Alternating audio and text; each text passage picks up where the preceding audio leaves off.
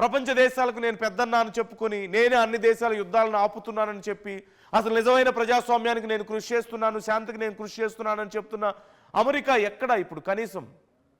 There is no one talking about Pakistan. ఇతర Islamic countries అన్నీ కూడా ఆందోళన వ్యక్తం చేస్తున్నాయి, but no one can talk about it. Because ఒకవేళ మాట్లాడితే మునీర్ ఎలా రియాక్ట్ అవుతాడో, మునీర్ ఏం చేస్తాడో. ఇప్పుడు ఓవరాల్గా ఇక్కడ జరుగుతున్న సినారియో ఒక్కటే, పూర్తిగా పాకిస్తాన్ని మునీర్ తన చేతుల్లోకి హస్తగతం చేసుకుంటున్నాడు. గతంలో ఎలాగైతే అమెరికా దగ్గరికి వెళ్ళి ఈ ప్రపోజల్ పెట్టాడు, షహబాజ్ షరీఫ్ని పక్కకు నెట్టేయండి, నాకు ఇచ్చేసేయండి పవర్ అంతా అని చెప్పేసి.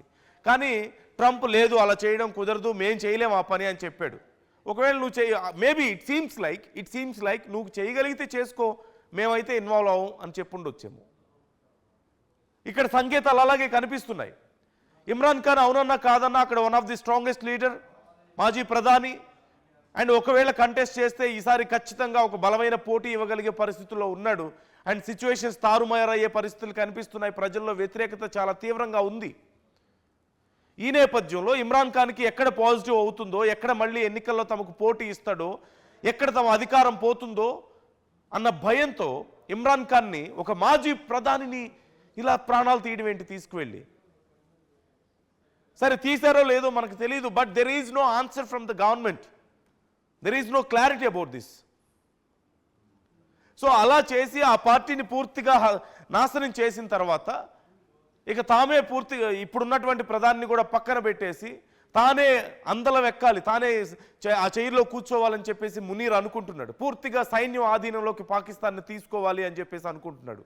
ఈ రాజకీయ నాయకులు, ఈ ప్రజాస్వామ్యం ఇవంతా వేస్ట్ అని అతను భావిస్తున్నాడు.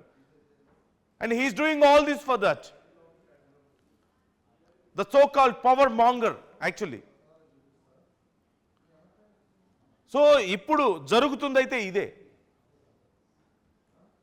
ప్రజలు రోడ్ల మీదకి వస్తే ప్రజల మీద దాడులు చేస్తున్నారు. ఒక మాజీ ప్రధాని ప్రాణాలు ఉన్నాయా లేదా అని అడుగుతుంటే వాళ్ళ మీద దాడులు చేస్తున్నారు. ప్రజలు, సామాన్య ప్రజలు పక్కన పెట్టండి, ఒక సీఎం అని కూడా చూడకుండా పిచ్చి కొట్టుడు కొడుతున్నారు. చూడండి ఎలా కొడుతున్నారు. సో వేర్ ఇస్ డెమోక్రసీ అసలు అక్కడ? So simple. మరోవైపు ఆఫ్ఘనిస్తాన్తో సిచ్యువేషన్స్ రోజు రోజుకి సీరియస్ అవుతున్నాయి. ఆఫ్ఘనిస్తాన్ మీద పాకిస్తాన్ దాడులు చేస్తుంది, ఆఫ్ఘనిస్తాన్ తిరిగి ప్రతిదాడులకు చేస్తున్నటువంటి పరిస్థితి కనిపిస్తోంది. మరోవైపు ఇంటర్నల్గా రైవలరీ పెరుగుతోంది, ఈ వ్యతిరేకత, ప్రజల్లో వ్యతిరేకత పెరుగుతుంది, గ్రూప్స్ ఎక్కువగా ఫామ్ అవుతున్నటువంటి పరిస్థితి కనిపిస్తోంది. ఇప్పటికే బలూచిస్తాన్ లిబరేషన్ ఆర్మీ వాళ్ళ ప్రాంతాన్ని ఆక్రమించుకుంది. పాకిస్తాన్ అతి త్వరలో అంతర్యుద్ధంతో ఛిద్రమయ్యే పరిస్థితులు కనిపిస్తున్నాయి. నేపాల్ తరహాలో ఏదైనా జెన్జీ లాంటి ఒక ఉధృతమైనటువంటి పరిస్థితులు రావడం, గతంలో బంగ్లాదేశ్ లాగా ఏదైనా అల్లర్లు జరిగేటువంటి ఆ పరిస్థితులు, లేదంటే ఇప్పుడు పాకిస్తాన్లో ఇంతకంటే దారుణంగా ఏదైనా జరగబోతుందా?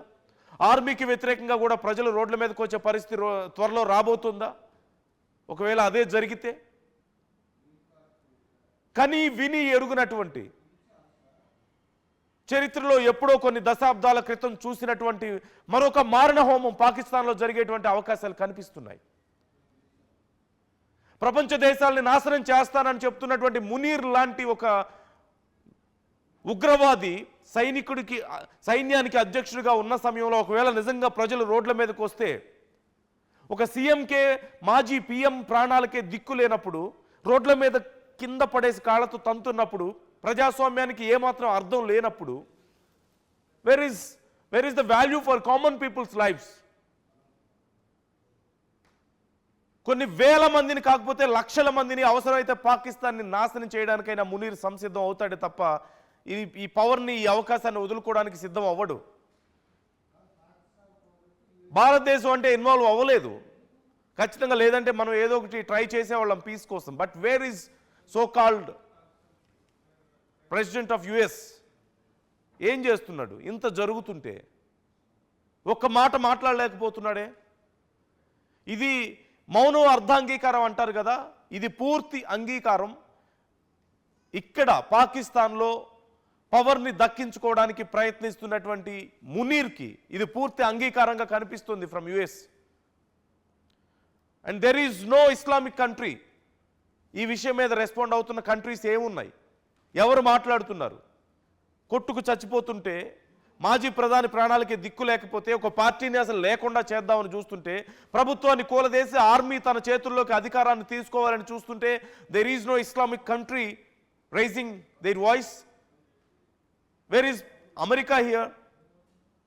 భారతదేశం మాట్లాడలేని పరిస్థితుల్లో ఉంది. మన పక్క దేశంలో, మన దాయాది దేశంలో ఇలా ప్రజల ప్రాణాలకి, ప్రజాస్వామ్యానికి ఇంత దారుణమైనటువంటి ట్రీట్మెంట్ ఉంటుంటే, సో ఇప్పుడు అందరూ కలిసికట్టుగా ఈ విషయంలో రెస్పాండ్ అవ్వాల్సిన అవసరం ఉంది. రేపు పూర్తిగా మునీర్ చేతుల్లోకి నిజంగా అధికారం పోయిందంటే అతను చెప్పిందే చేయొచ్చేమో. చెప్పాడు కదా, మా దగ్గర న్యూక్లియర్ పవర్ ఉంది, ప్రపంచాన్ని, సగం ప్రపంచాన్ని నాశనం చేయగలిగే శక్తి ఉంది, మేమే గనక పోయే పరిస్థితి వస్తే పూర్తిగా ప్రపంచాన్ని నాశనం చేస్తానని చెప్పలేదా? సగం ప్రపంచాన్ని నాశనం చేస్తానని చెప్పలేదా? Who is going to stop him? అప్పుడు ఎలాంటి పరిస్థితులు వస్తాయో తెలీదా? ఐ డోంట్ మీన్ ఇండియా ఏమి చేయలేదని కాదు ఇక్కడ ఉద్దేశం. కానీ అలాంటిది ఒక యుద్ధ పరిస్థితి వస్తే, న్యూక్లియర్ వెపన్స్ వాడే పరిస్థితి వస్తే నష్టం ఇరువైపులా ఉండే అవకాశం ఉంటుంది. Why should we lose our life, our people's lifes? Or మనకెందుకు నష్టం జరగాలి అసలు ఏ రకంగా అయినా సరే? ఇదేదో సుదూరంగా కనిపిస్తున్నటువంటి ఫ్యూచర్ కాదు, ఇట్స్ వెరీ నియర్ ఫ్యూచర్. పరిస్థితులు ఇలాగే ఉంటే పాకిస్తాన్లో అతి త్వరలో జరగబోయేటువంటి పరిణామాలే ఇవన్నీ కూడా. మనం సినిమాల్లోనూ ఎక్కడో చూస్తూ ఉంటాం అలాంటి ఒక ఉత్పాతాలు, విపత్కర పరిస్థితులు మనం చూస్తూ ఉంటాం ఎక్కడో సినిమాల్లో, దేశాల్లో జరిగేవి. కానీ now it's going to happen in front of our eyes. We're going to witness a worst tragedy in the world. ఒక దేశం మొత్తం నాశనం అయిపోవడాన్ని మన కళ్ళతో మనం చూసే పరిస్థితి అతి త్వరలో వచ్చే అవకాశం కనిపిస్తోంది. And it's going to cause more danger to the world. So it's time to realize, అందరూ రియలైజ్ అవ్వాల్సినటువంటి సందర్భం. So let's hope everybody react on this. Let's hope America should react on this. India react అవ్వాల్సిన అవసరం ఉన్నప్పటికీ కూడా అవ్వలేని పరిస్థితి ఇక్కడ కనిపిస్తుంది. పాకిస్తాన్లో ప్రజాస్వామ్యం రీస్టోర్ అవ్వాలని కోరుకుందాం, పరిస్థితులకు నార్మల్ అవ్వాలని కోరుకుందాం. We don't want that tragedy anymore. So try to comment your opinions. మీరేమనుకుంటున్నారు? ఏం జరుగుతుంది, ఏం జరగబోతుంది? కామెంట్ చేసే ప్రయత్నం చేయండి.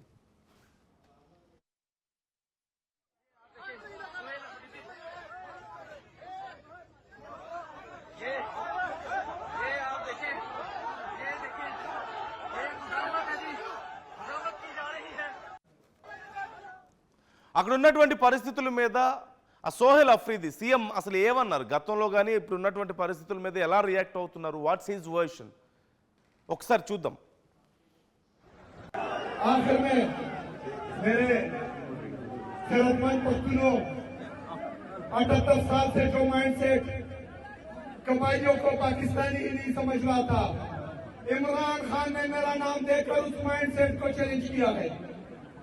वो माइंडसेट जो हमें पाकिस्तानी नहीं समझ रहा था, मेरे पश्तूनों ने अल्हम्दुलिल्लाह मुझे वज़ीर आला बना दिया है इमरान खान की वजह से. अल्हम्दुलिल्लाह मेरा जी साथियों, उस माइंडसेट को मैं भी चैलेंज कर रहा हूं, मेरा लीडर भी चैलेंज कर रहा है. आप लोगों ने मुझसे वादा करना है, अगर मैं आपके दरमियान रहा तो इंशाअल्लाह ताला आप लोगों का सर कभी झुकने नहीं दूंगा. लेकिन अगर मैं आपके दरमियान नहीं रहा तो आप वादा करें, आप ला इलाहा इल्लल्लाह में ईमान रखने वाले हैं, आप इनके सामने नहीं झुकेंगे, खड़े रहोगे ईमान के साथ, यकीन के साथ, इमरान खान के साथ. हमारे नहीं बला అసలైన తొలి వెలుగు. ఫాలో వాట్సాప్ @తొలి వెలుగు official.